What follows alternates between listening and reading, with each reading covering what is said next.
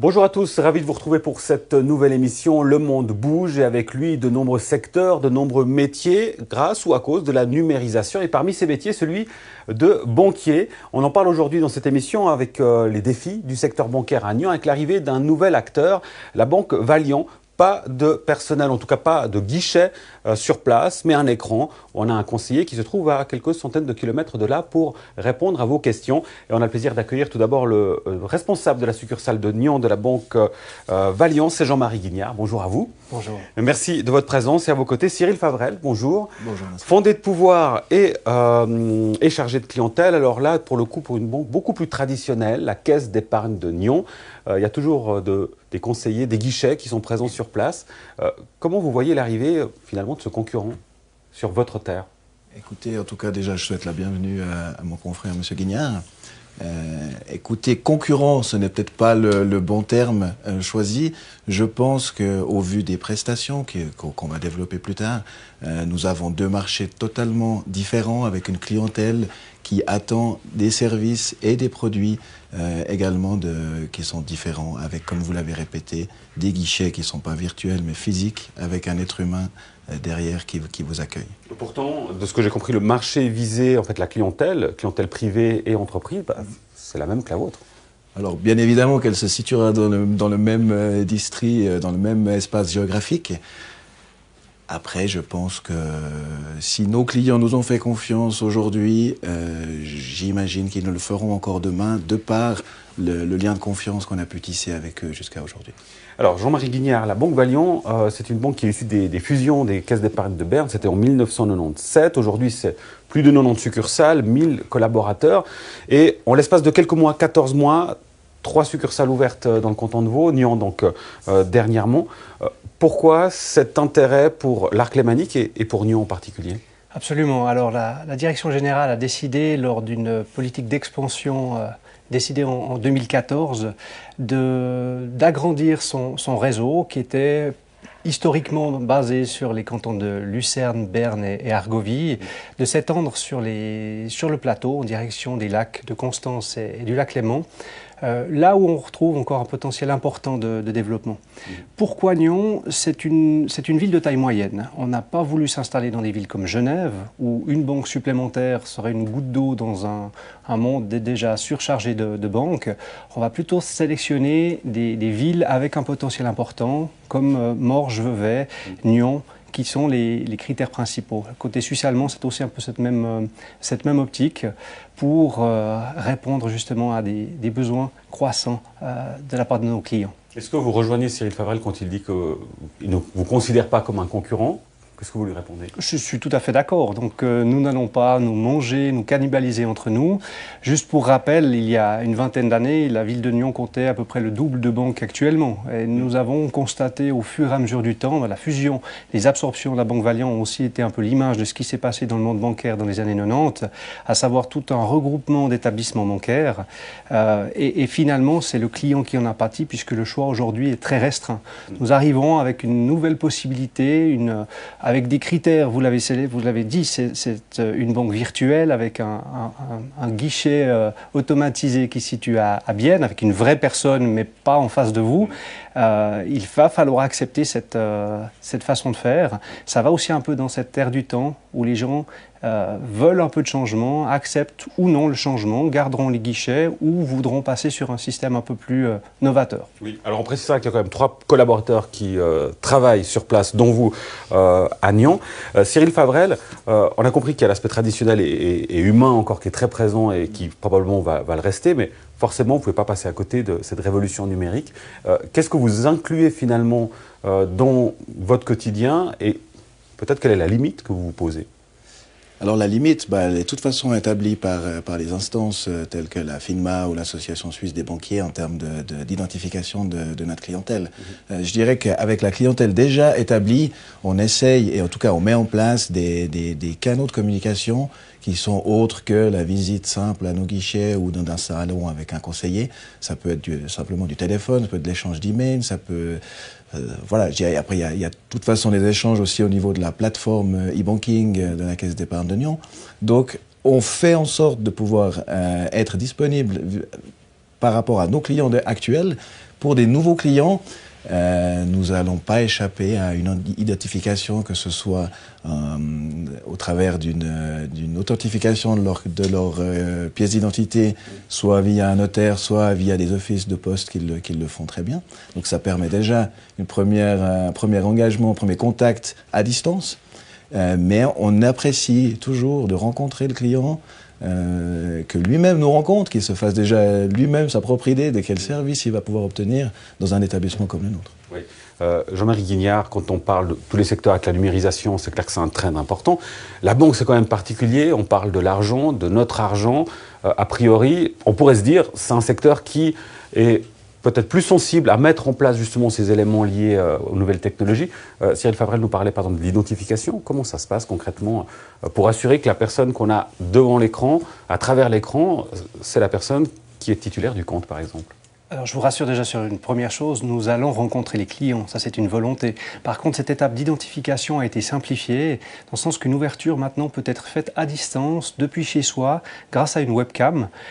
Et cette identification formelle est validée par un partenaire externe, en l'occurrence Swisscom, qui va enregistrer, faire des captures écran de la pièce d'identité que le client va présenter devant sa webcam et comparer avec l'image de la personne assise dans son salon.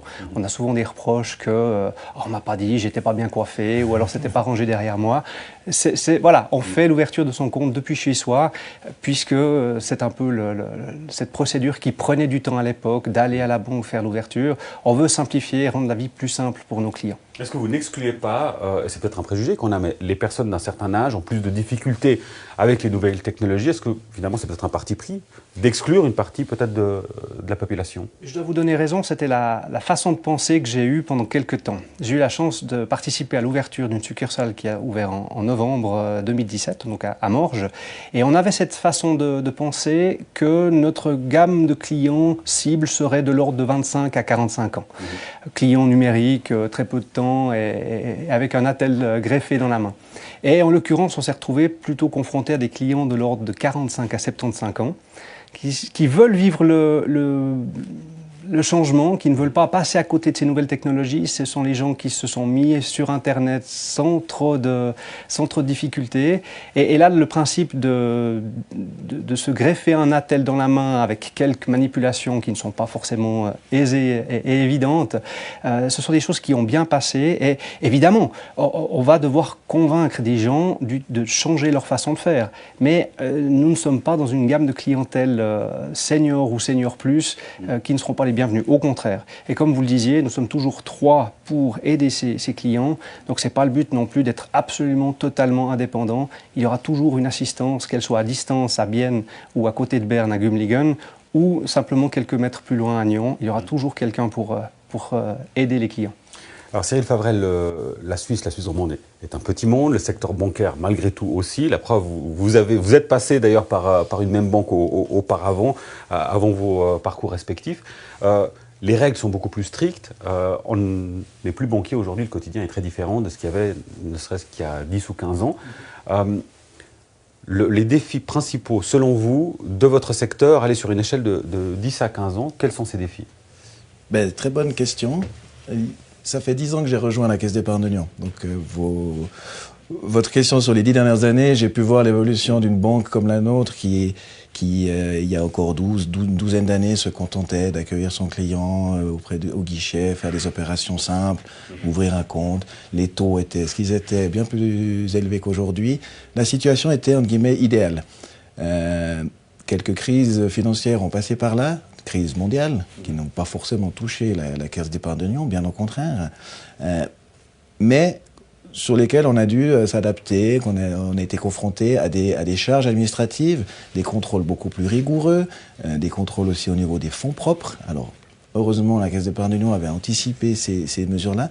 Mais déjà, les défis futurs, c'est tout ce qui aura trait à la sécurité, notamment la sécurité informatique par rapport aux données de nos clients, et aussi par rapport aux charges que notre établissement aura à assumer dans le futur. Les charges seront plus importantes. Voilà, et c'est ça qu'il va falloir, je pense, à mon avis, pouvoir maîtriser dans le temps et pas se faire, on va dire, étouffés par des charges externes sur lesquelles on ne pourrait plus avoir de maîtrise. Jean-Marie Guignard, on ne va pas se le cacher, il n'y a pas qu'un aspect marketing et de trend actuel par rapport à ce que dit Cyril Favrel. Il y a votre manière de faire permet peut-être, a priori aussi, de baisser une partie de ces charges.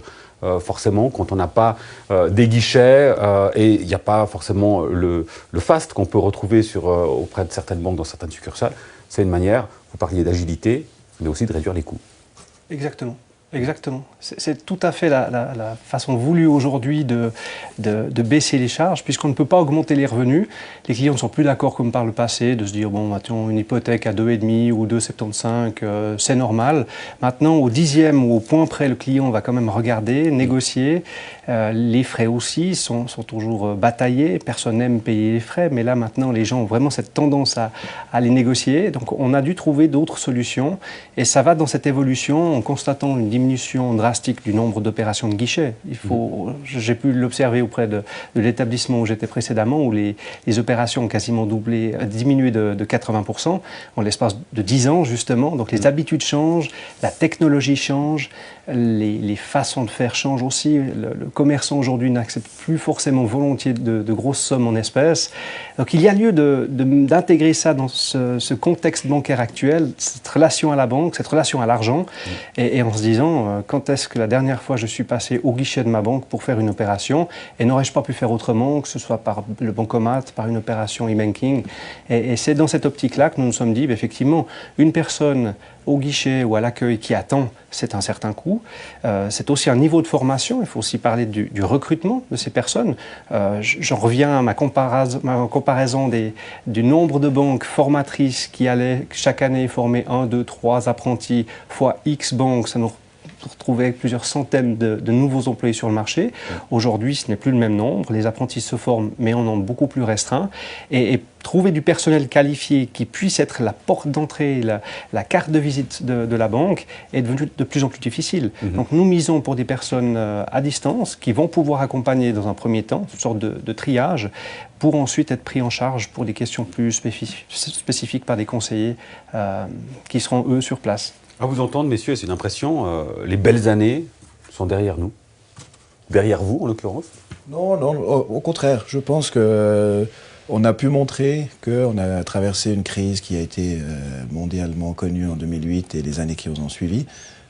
Non, je ne vois pas du tout comme ça. Au contraire, on va dans un environnement bancaire qui est beaucoup plus sain, avec des relations qui sont beaucoup plus saines, en tout cas beaucoup plus transparentes. Et nous, on le constate par notre image d'éthique régionale où tout est réinvesti dans la région, que nos clients attachent de plus en plus d'importance de savoir où va vraiment leur argent, leur épargne, et pas forcément simplement choisir une image internationale d'une multinationale. La proximité, on comprend bien que c'est un élément qui est important. On parlait de la raison pour laquelle Valiant était présente à Nyon et de manière plus générale sur l'arc lémanique. On va rappeler peut-être, Cyril Favrel, l'importance du tissu économique, l'importance du poids économique du district de Nyon. Entre Genève et Lausanne, on a tendance souvent à oublier qu'en fait, si j'ose dire, on pèse assez lourd. Tout à fait. Je pense même qu'on fait partie du district le plus porteur du canton. Je dirais la longévité de la Caisse d'épargne de Nyon, quasi 2 siècles, prouve quand même que la région est extrêmement porteuse, notamment en termes de marché immobilier, de la valeur du terrain. Il est triste à dire que beaucoup de caisses d'épargne ont disparu dans des régions un peu plus reculées de Suisse centrale ou de Suisse alémanique. Si on regarde l'existence encore aujourd'hui des caisses d'épargne, elles sont notamment présentes sur le bassin lémanique. Donc il y a un vivier qui est présent. Tout à fait, exactement. Jean-Marie Guignard, sur les propos qu'on a pu lire dans la presse, je ne sais plus, c'était vous, votre CEO, qui disait que par rapport à Nyon, si vous avez 1% du marché, je vous cite, c'est très bien. On voit que vous avancez à pas de velours, vous montrez des ambitions modestes. On comprend par là que si 1% vous convient, ça veut dire que clairement, il y a un potentiel qui est extrêmement important et une valeur du marché qui est très forte. Absolument. Donc je complète par rapport à ce positionnement du district. Donc le district de Nyon représente environ le 20% du potentiel du canton au niveau du nombre d'habitants, mais avec un prix de l'immobilier qui est vraiment beaucoup plus élevé en moyenne que, je dirais, tout le reste du canton. Par rapport à ça, effectivement, si nous n'avions qu'1%, je m'en satisfais pleinement puisque nous partons de zéro. Nous avons tous les compteurs à ouvrir, mais nous n'allons pas non plus ouvrir les vannes pour faire un appel d'air, faire vraiment juste une grosse opération sur une année. Nous visons vraiment sur du très long terme, faire une implantation aussi qui se base sur la confiance. C'est notre matière première dans les banques. Cette confiance se gagne au fur et à mesure du temps en fonction des développements des projets des clients. Et puis, les choses vont évoluer. Pourquoi pas développer, agrandir, mais vraiment être dans cette optique de vision, stratégie long terme pour une région qui en vaut la peine. Pas à pas, c'est ce qu'on comprend par rapport à votre stratégie. Cyril Favre, en l'occurrence, on comprend pour la Caisse d'épargne de Nyon, il n'y a pas d'objectif d'expansion. Au contraire. Alors, au contraire, mais c'est pas pour autant qu'on ne remet pas en question, qu'on n'a pas de projet en interne. Là, on a eu un joli projet en partenariat avec une société locale de proposer des bancomates mobiles. Parce qu'on a été approché différentes fois par des petites manifestations qui n'ont pas les moyens d'acheter un bancomat. Alors, en partenariat avec cette société, nous proposons des bancomates mobiles qui sont gérés par la Caisse d'épargne de Nyon. Non, d'expansion, non. Comme mon collègue l'a remarqué tout à l'heure, c'est vrai que s'il devait y avoir expansion, ça serait peut-être des expansions des présences plus digitales. On n'a pas aujourd'hui d'application mobile. Certainement, objectif 2020 affiché pour nos clients de la Caisse d'épargne de Nyon. Voilà, il y a un pas vers la numérisation assez clair qui est fait de votre côté, mais clairement, on comprend bien, l'objectif, ce n'est pas du tout d'aller jusqu'à la Banque Valiant en termes de relations clients. Absolument pas. Ça a été confirmé par notre conseil d'administration et notre président en place depuis 30 ans. Il privilégie ce contact humain et cet accueil chaleureux avec une poignée de main. Jean-Marie Guignard, c'est pas frustrant pour le banquier que vous êtes de vous dire finalement, parce qu'on sait que la relation humaine est très importante, de mettre une certaine distance justement à travers ces outils numériques? La poignée de main à travers une vitre, c'est toujours difficile aussi, donc ça c'est l'élément qui nous pose problème. Non, alors je dirais que c'est aussi une évolution d'un monde qu'on a vu bouger. On a vu des vitres apparaître justement à la fin des années 90, puisqu'on les avait enlevées pour des questions de sécurité. On s'est dit maintenant que les gens sont moins agressifs et au contraire, il a fallu remettre des vitres. On voit cette évolution justement du système de guichet, du système d'accueil, mais je pense que le pari qui est pris est gagnant. Justement, je suis du monde bancaire, j'ai vu cette évolution, j'ai visité la première succursale de ce type et malgré le fait d'avoir vu la vidéo préalable, j'ai été surpris. J'étais à me dire, j'ai changé de siècle. J'ai vraiment changé de siècle et j'ai vu l'évolution de mon métier en me disant, effectivement, j'ai constaté cette étape, cette nouvelle étape et ça m'a bien motivé à partir dans ce challenge, et tout en gardant bien sûr une collaboration saine avec nos amis de la Caisse d'épargne. Bien sûr. On l'aura bien compris. Pas concurrent et complémentaire. En tout cas aujourd'hui. Cousin. Voilà. Je vous ai dit que c'était un petit monde, le monde bancaire en Suisse romande. Merci beaucoup messieurs. Jean-Marie Guignard, responsable de la succursale de Nyon de la Banque Valiant. Merci à vous. Cyril Favrel, fondé de pouvoir et chargé de clientèle auprès de la Caisse d'épargne de Nyon. Merci à vous pour votre fidélité. On fait une petite pause en raison de la pause pascale. On se retrouve non pas la semaine prochaine, mais dans 2 semaines pour un nouveau numéro du débat. Bonnes vacances si vous avez la chance d'en profiter. À très vite sur LRTV.